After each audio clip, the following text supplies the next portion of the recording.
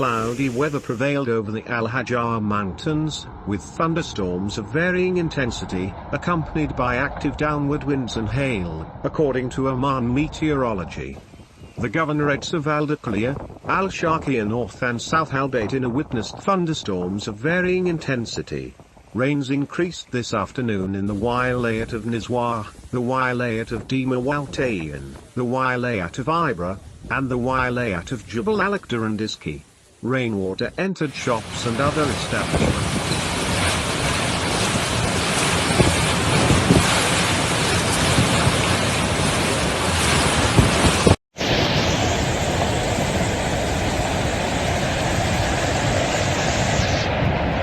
Oman Meteorology had said in a previous statement, the latest weather maps and analyses of the National Multi-Hazard Early Warning Center indicate that the Sultanate might be affected this week by extensions of low-pressure system advected from India. هذا سد هذا قريب